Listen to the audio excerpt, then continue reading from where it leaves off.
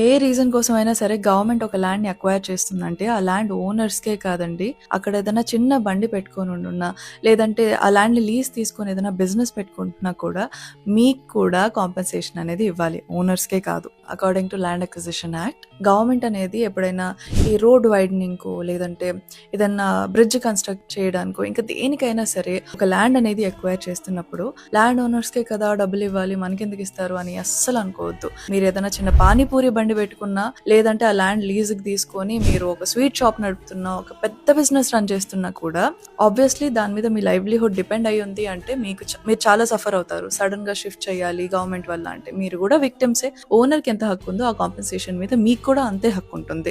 ఆఖరికి ఏదైనా బ్రిడ్జో డ్యామో కన్స్ట్రక్ట్ చేసేటప్పుడు ఇప్పటిదాకా దాంట్లో చేపలు పడుతూ ఉంటారు, లేదంటే బోటింగ్ చేస్తూ వాళ్ళ లైవ్లీహుడ్ ని నడుపుకుంటూ ఉంటారు కదా, వాళ్ళకు కూడా కాంపెన్సేషన్ ఇవ్వాలి.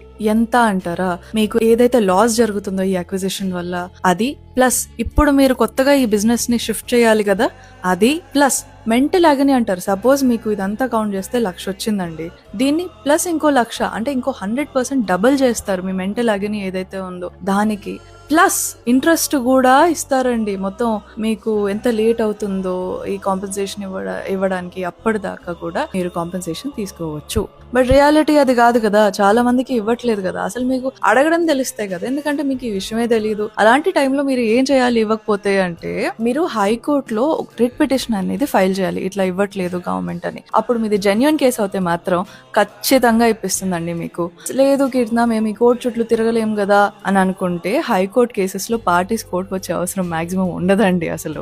అండ్ ఆల్సో కరెక్టే, ఏళ్ళు పట్టొచ్చు, లేదంటే 2 నెలల్లో కూడా ఇది డిస్పోజ్ అవ్వచ్చు, డిపెండింగ్ ఆన్ ద పెండెన్సీ. ఎంత టైం, ఎన్నేళ్ళు అయితే పడుతుందో అన్నేళ్ళు ఇంట్రెస్ట్ కూడా క్యాల్కులేట్ చేసి మరీ ఇప్పిస్తుంది హైకోర్టు. అఫ్ కోర్స్ గవర్నమెంట్ దాని పని చక్కగా చేస్తే మనకి ఇంత పని ఉండదండి, కానీ చేయట్లేదు కదా. ఈ విషయంలో అయితే నేను చూడట్లేదు ఎక్కడ ఇస్తున్నట్టు. సో మీకు రావాల్సిన కాంపెన్సేషన్, మీకు జరగాల్సిన న్యాయం మీరు వెళ్ళి క్లెయిమ్ చేసుకోండి, ఎందుకంటే ఇక్కడ మీకు పోయేదేమీ లేదు.